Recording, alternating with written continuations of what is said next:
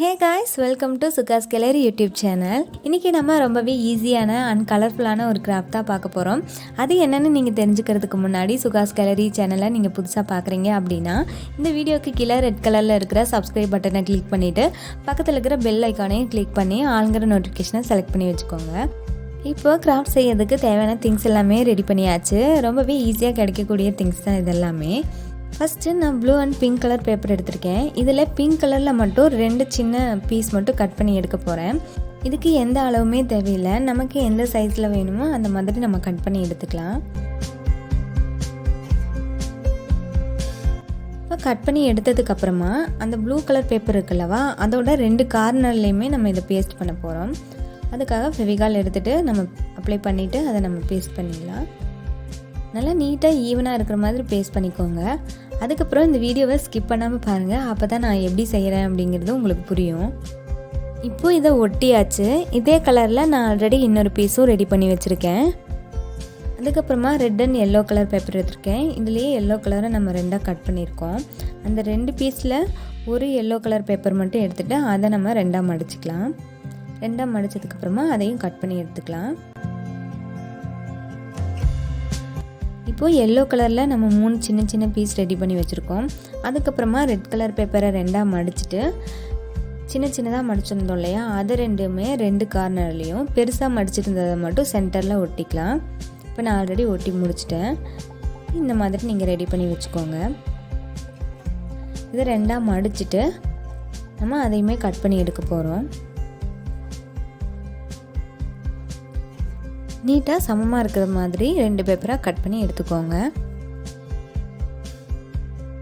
இப்போ கட் பண்ணி எடுத்ததுக்கப்புறமா அது 2ஐயும் நம்ம ஜாயின் பண்ணிக்கலாம்.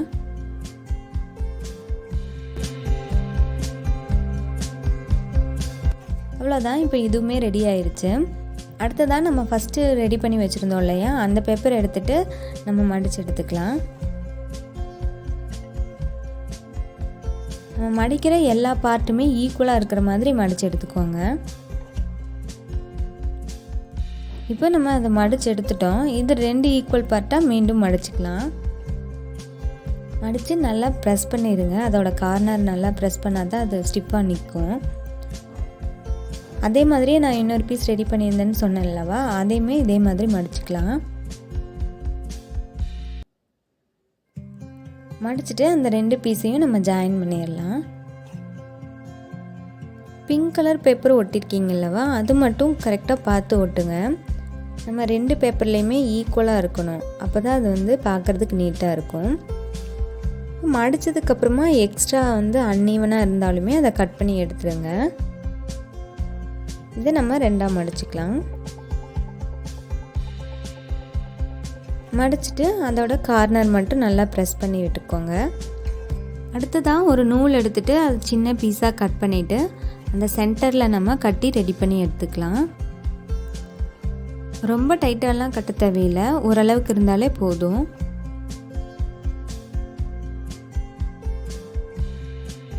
இப்போ இது கட்டி ரெடி பண்ணதும் எக்ஸ்ட்ரா இருக்கிற நூலை கட் பண்ணிடலாம்.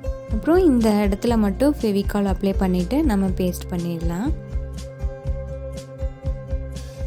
நல்லா கீழே வரைக்கும் அதோட கார்னர் வரைக்குமே பேஸ்ட் அப்ளை பண்ணிவிட்டு கரெக்டாக ஒட்டிடுங்க. நம்ம சமமாக மடிச்சிருந்தா தான் இப்போ பார்க்குறதுக்கே நீட்டாக இருக்கும். அவ்வளோதான். இந்த ஒட்டும்போது கொஞ்சம் எக்ஸ்ட்ரா இருந்துச்சுன்னா அதையுமே சிசர் வச்சு அதை கட் பண்ணி எடுத்துக்கோங்க.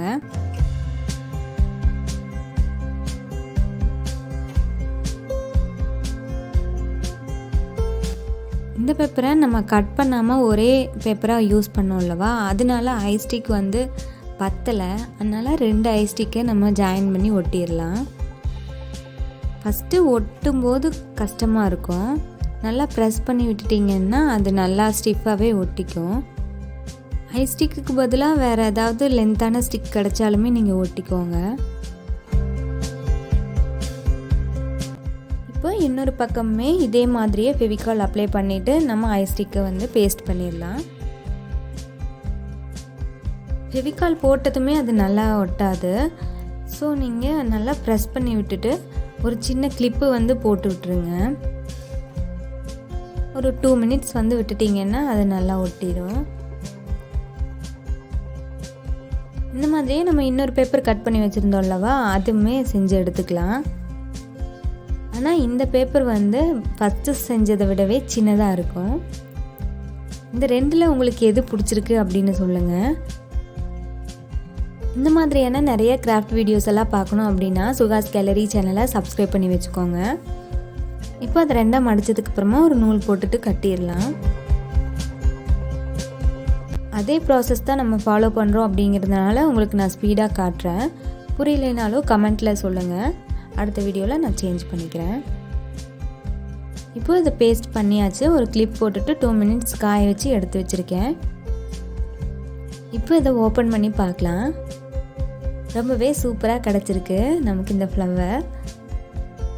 இதை நம்ம மாவிளக்கெல்லாம் செஞ்சோன்னா ஃப்ளவர் தேவைப்படும் இல்லவா, அதுக்காக யூஸ் பண்ணிக்கலாம். இல்லைன்னா ஹோம் டெக்கரேஷன் ஃப்ளாராக கூட யூஸ் பண்ணிக்கலாம். ட்ரை பண்ணி பாருங்கள். இந்த ப்ளூ கலர் நான் ஓப்பன் பண்ணி காட்டுறேன் பாருங்கள், ரொம்பவே சூப்பராக இருக்கும். இது நம்ம ஃபஸ்ட்டு செஞ்சது 2 பெரிய பேப்பரை அப்படியே ஜாயின் பண்ணி செஞ்சோம். இது பார்க்குறதுக்கு ரொம்பவே அழகாக இருக்குது. இந்த 2 ஃப்ளாரில் உங்களுக்கு எது பிடிச்சிருக்கு அப்படின்னு கமெண்ட்டில் சொல்லுங்கள். இந்த வீடியோ உங்களுக்கு பிடிச்சிருக்கும் அப்படின்னு நான் நினைக்கிறேன். அப்படி பிடிச்சிருந்தா வீடியோவுக்கு ஒரு லைக் கொடுங்க. ரொம்ப பிடிச்சிருந்தா உங்கள் ஃப்ரெண்ட்ஸ் எல்லாருக்குமே ஷேர் பண்ணுங்கள். இவ்வளோ நேரம் இந்த வீடியோவை நீங்கள் சப்ஸ்கிரைப் பண்ணாமல் பார்த்துட்டு இருந்தீங்கன்னா மறக்காமல் சப்ஸ்கிரைப் பண்ணிவிட்டு பக்கத்தில் இருக்கிற பெல் சிம்பலும் கிளிக் பண்ணி ஆளுங்கிற நோட்டிஃபிகேஷனை செலக்ட் பண்ணி வச்சுக்கோங்க. அடுத்த வீடியோவில் வேறொரு சூப்பரான ஐடியாவோட பார்க்கலாம். தேங்க்ஸ் ஃபார் வாட்சிங்.